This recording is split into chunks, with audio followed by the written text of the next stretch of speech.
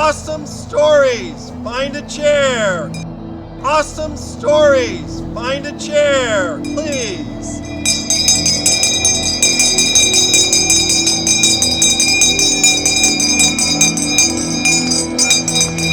Three minutes.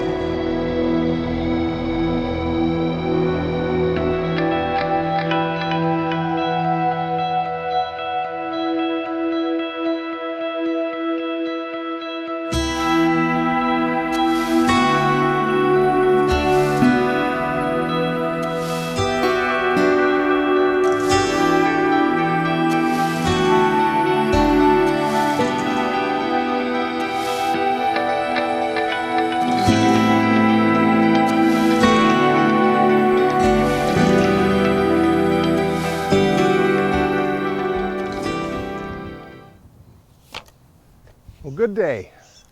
My name is Matthew Blair, and with your gift of these next few minutes, I will tell you my story. I was born in Paisley, Renfrewshire, Scotland, on March 17th of 1822. You may have met my younger brother, John, on the far side. He and I and our younger brothers and sisters were born into a working class family in Scotland, and we grew up together in the town of Nilston. I was a hard-working and industrious young man. And thanks to my younger brothers, John and James, I was destined for a life in America. But I get ahead of myself, and there is much to tell.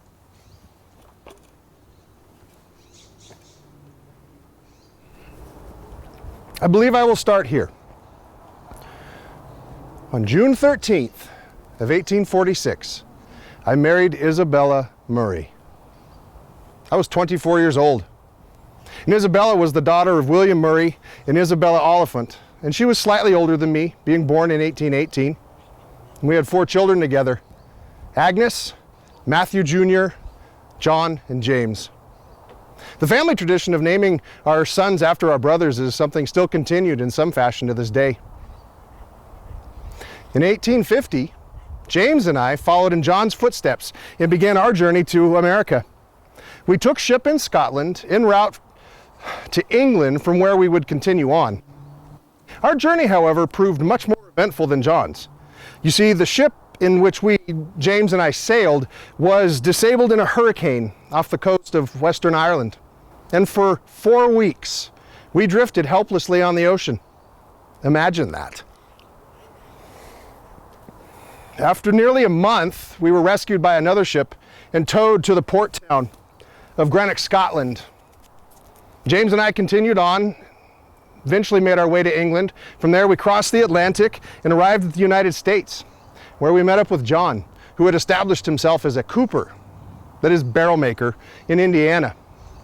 After a brief time, James and I continued on to neighboring Ohio, where we secured work as day laborers. And just as soon as I was able, I sent for Isabella and the children, who had remained behind in Scotland. In 1854, James headed west. He left to join John, who had himself left Indiana in an answer to the call of the gold rush.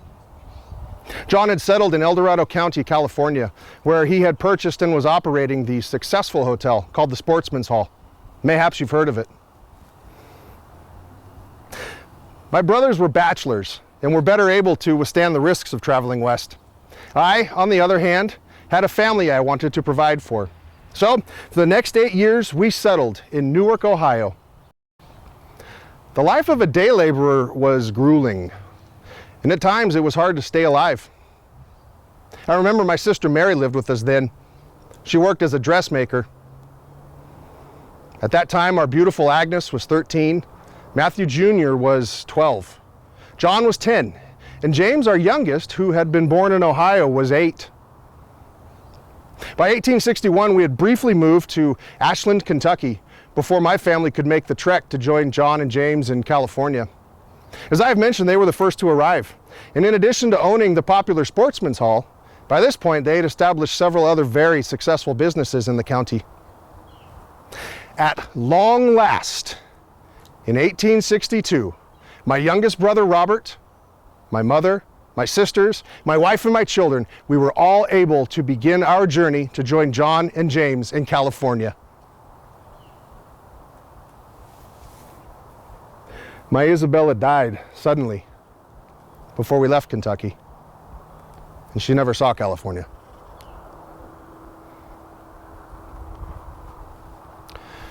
To reach California, we set sail from New York to Central America, where we crossed from the Atlantic to the Pacific by way of the Isthmus of Panama. We arrived first in the port town of Chagres and took small boats for 75 miles up the Chagres River. Then we rode mules another 25 miles before we arrived at the Pacific Ocean at Panama City. And from Panama City, we boarded a ship bound for San Francisco. Now, hearing this part of the tale, you may think, what a grand adventure they had. Let me tell you, it was anything but. This was an exceptionally dangerous 7-week journey for anyone, let alone a family. We faced the possibility of exposure to malaria and yellow fever from the clouds of hungry mosquitoes. Unclean drinking water would almost certainly lead to cholera. There was the ever-present threat of poisonous insects and snakes, not to mention the larger predators of the jungle. But even though this route was perilous, by taking it, we could avoid the greater unpredictability, turmoil, and length of an overland excursion across the middle of America. Now, and it was certainly better than facing the dangers of sailing around the Horn of South America. By crossing the isthmus, we saved 8,000 miles and months of travel off of our journey. But it was costly. For my family to make that journey, it cost nearly 150,000 of your dollars today. I was overwhelmed with joy when we arrived safely and in good health in San Francisco. Within 2 weeks, we had made the trip from San Francisco to Sacramento on one of the many steamships that operated on the Sacramento River at the time. And from Sacramento to El Dorado County by stagecoach, where we were finally reunited with John and James. After building their first sawmill several years prior, my brothers by now had built 5 additional mills and were operating in the Long Canyon and Sly Park areas of the county. My brothers had created a strong and growing family business, and I wanted to be a part of it. To begin this process, my son Matthew Jr. and I leased the Elkhorn Ranch from John and James. Then we began to operate the lumber mill there. Work on the Elkhorn was hard, and it was good. I had my family close. I worked with my son and my brothers, and as our businesses grew, I came to understand that this was the grand adventure, and I was excited to see where it would take us. I died suddenly on January 19th of 1867, just 5 years after I arrived. I was 42 years old. I was killed while sluicing sawdust from under the mill. You see, the rains had been wet and heavy that year, and they had carved a channel 15 feet deep. While working in the channel, it collapsed upon me. My trusty dog alerted the men to my whereabouts, but by then it was too late. They began to dig for me immediately, and at length they found me, standing upright with the sawdust packed wet and heavy around me.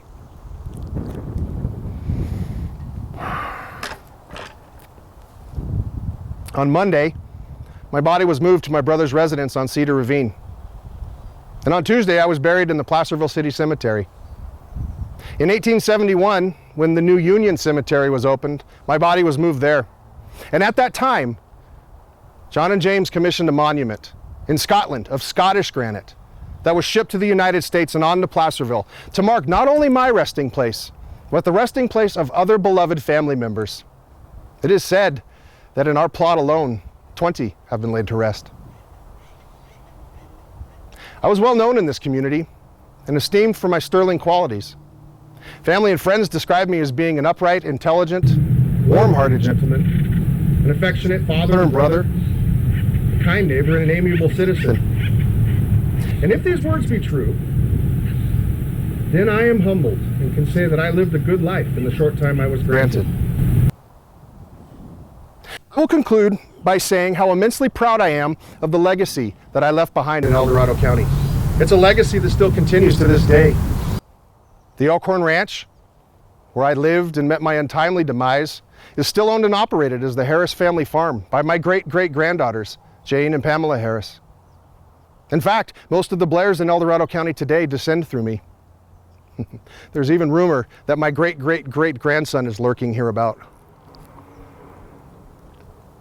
So, even though I had the shortest life of my brothers, John, James, and Robert, I can say that my line still proudly represents the hard work and grit that made Blair a household name in El Dorado County and beyond.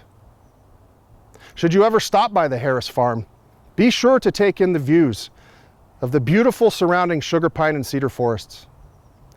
Know that I worked that land, that I lived there, and that I died there. The hopes and ideals that I live for continue in my progeny, and in them I know that my sacrifices were all worth the price. Thank you, and good day.